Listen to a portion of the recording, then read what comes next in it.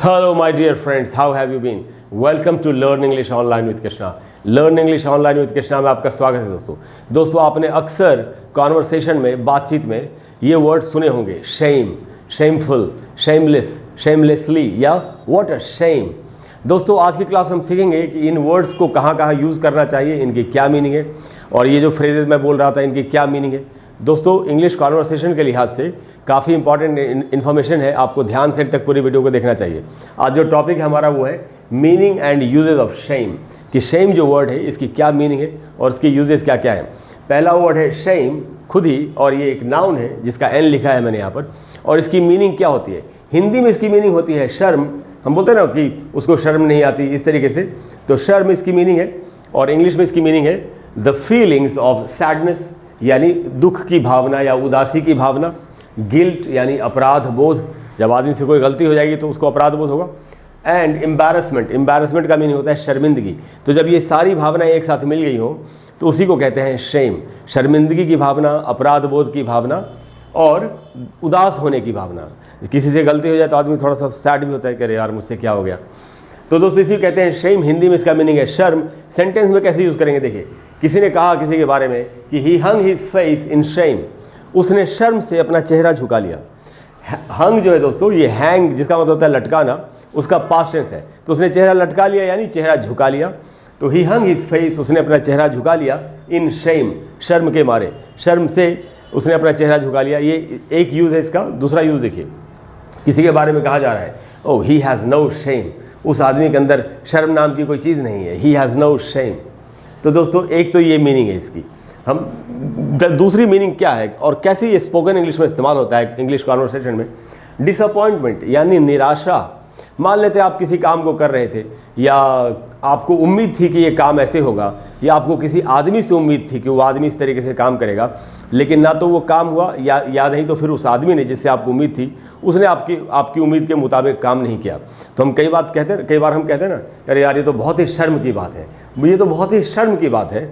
को ऐसे बोलेंगे दोस्तों, oh what a shame, what a shame, कितने शर्म की बात है, या इट्स अ शेम, ये तो शर्म की बात है। व्हाट अ शेम, कितने शर्म की बात है। इट्स अ शेम, ये तो शर्म की बात है। तो ये हम किस भावना को दिखा रहे हैं, डिसअपॉइंटमेंट को, जो निराशा की भावना होती है उसको हम प्रदर्शित कर रहे हैं कि बहुत ही शर्म की बात है। अच्छा दोस्तों एक और फ्रेज है जो बड़ा इस्तेमाल होता है, वो है शेम ऑन यू। के बारे में बोलते हैं ना, तुमको शर्म आनी चाहिए, शेम ऑन यू। तो ये किस चीज़ को दिखाता है दोस्तों, ये है use to make somebody feel ashamed. SB का मतलब है समबॉडी, किसी को शर्मिंदगी महसूस कराने के लिए इसका इस्तेमाल होता है। ये जो फ्रेज है shame on you, this is use to make somebody feel ashamed, किसी को शर्मिंदा महसूस कराने के लिए कि उसने गलत काम किया है। ये वाला जो फ्रेज है दोस्तों, ये जो सेंटेंस है, ये इस्तेमाल होता है शेम ऑन यू। अच्छा उसके बाद दोस्तों, जैसे शेम नाउन था, शेम वर्ड जो है ये वर्ब भी होता है। वर्ब में इसकी क्या मीनिंग है और इसको सेंटेंस में कैसे यूज़ करेंगे ये भी समझ लेते हैं। तो शेम वर्ड जब दोस्तों वर्ब होगा, वर्ब का वी लिखा है मैंने यहाँ पर, तो इसकी मीनिंग होगी to make somebody feel ashamed, किसी को शर्मिंदा करना, यानी उसको शर्मिंदगी का एहसास कराना, किसी को शर्मिंदगी का एहसास कराना, यही इसकी मीनिंग है। कई बार होता है ना, हम नीचा दिखाते लोग, या कोई भी किसी को भी नीचा दिखाता है कि तुम देख के नहीं चल सकते, तुम्हारी आंखें नहीं हैं, तुमने कैसे गिरा दिया। इसको कहते हैं शर्मिंदा करना। थोड़ा ये गलत बात है, ऐसे नहीं बोलना चाहिए किसी को, लेकिन बोल ही लेते लोग। तो यही वर्ब में इसकी मीनिंग है। और कैसे सेंटेंस में यूज़ होगा, जैसे किसी के बारे में कहा जा रहा है कि ही हैज़ शेम्ड हिज फैमिली, उसने अपने पूरी फैमिली को, पूरे परिवार को शर्मिंदा किया है। किसी ने कोई गलत काम किया जिससे कि पूरी फैमिली को शर्मिंदगी उठानी पड़ी, तो यही बात कही जा रही है, ही हैज़ शेम्ड हिज फैमिली। या कोई किसी बच्चे को ऐसा बोल रहा है तुम देख के नहीं चल सकते, तो उससे कहा जा रहा है डोंट शेम द चाइल्ड, बच्चे को शर्मिंदा मत करो इस तरीके से, यानी नीचा मत दिखाओ, उसको शर्मिंदा मत करो कि उसको अपने ऊपर शर्म आए, ऐसा काम नहीं करो। तो he has shamed his family and don't shame the child, इन दोनों सेंटेंसेज में शेम वर्ब की तरह इस्तेमाल हुआ है। अब देखते हैं दोस्तों जो दूसरे वर्ड्स बने हैं शेम से। एक वर्ड है दोस्तों शेमलेस। शेमलेस यानी बेशर्म, जिसको शर्म नहीं है, एडजेक्टिव है, विशेषण है।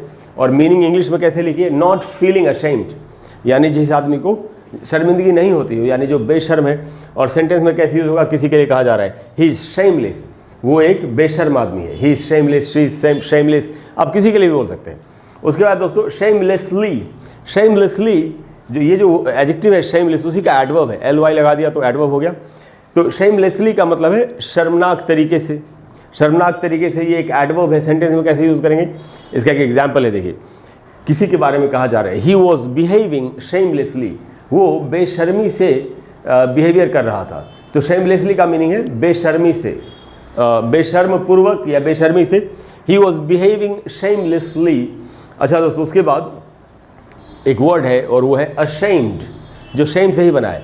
अशेम्ड का अर्थ होता है, ये एक एडजेक्टिव है और इसकी मीनिंग होती है शर्मिंदा हिंदी में। और इंग्लिश में कैसे मीनिंग लिखिए दोस्तों, फीलिंग शेम अबाउट समबॉडी और समथिंग। किसी आदमी या किसी चीज़ के बारे में जब हम शर्मिंदगी महसूस करते हैं तो उसको कहते हैं अशेम्ड। देखिए कैसे यूज़ करना है इसको, क्या लिखा है, feeling shame about somebody and some और समथिंग। सम बॉडी का एस और बी शॉर्ट में लिखा, समथिंग के लिए एस टी और एच शॉर्ट में लिखा। एस बी का मतलब है somebody, S T H का मतलब है समथिंग, शॉर्ट में आप इसको ऐसे लिख सकते हैं। तो इसको यूज़ कैसे करेंगे, अशेम्ड वर्ड कैसे यूज़ होता है। देखिए एक पहला एग्जाम्पल है, कोई अपने बारे में कह रहा है, I am ashamed of my behaviour. किसी ने कोई ख़राब व्यवहार कर दिया था किसी के साथ, अब वो उससे माफ़ी मांग रहा है कि मैं अपने व्यवहार पर शर्मिंदा हूँ, I am ashamed of my behaviour.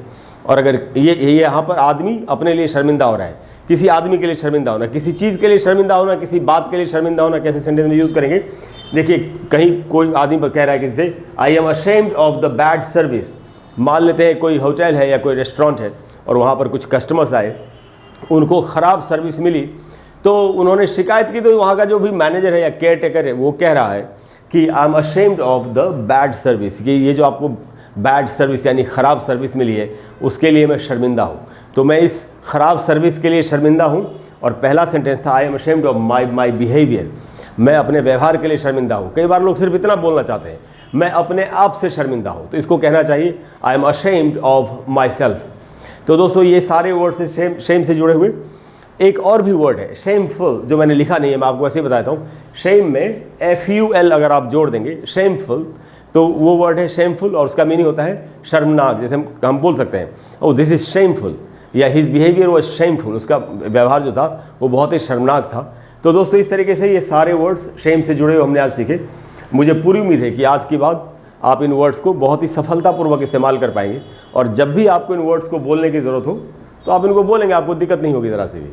अगर आपको क्लास अच्छी लगी हो तो प्लीज़ वीडियो को लाइक करें और शेयर करें और चैनल को सब्सक्राइब करें। अपने फ्रेंड्स के साथ, दोस्तों के साथ इस वीडियो को शेयर ज़रूर करना चाहिए आपको, जिससे कि बाकी लोग भी ये वर्ड सीख सकें और उनका फ़ायदा उठा सकें। अगली क्लास में मैं आपको फिर से कोई दूसरे वर्ड्स या सेंटेंसेस या फ्रेजेस या ग्रामर का कोई टॉपिक या प्रोनाउंसिएशन का कोई भी टॉपिक आपको बताने की कोशिश करूँगा, जिसको सीखने के बाद आपके लिए इंग्लिश में बातचीत करना थोड़ा सा और भी आसान हो जाएगा, इंग्लिश में लिखना और भी आसान हो जाएगा। और अगर कोई भी ऐसा टॉपिक है जिस पर आप चाहते हैं कि मैं आपके लिए वीडियो बना दूं, क्योंकि उस टॉपिक से आपको दिक्कत हो रही है, परेशानी हो रही है, तो आप नीचे कमेंट बॉक्स में लिखिए। मैं कोशिश करूंगा कि जल्दी से जल्दी आपको उस पर एक वीडियो बना करके दे दूँ। Thank you very much for all your love, your support. I will see you in the next class. Bye bye.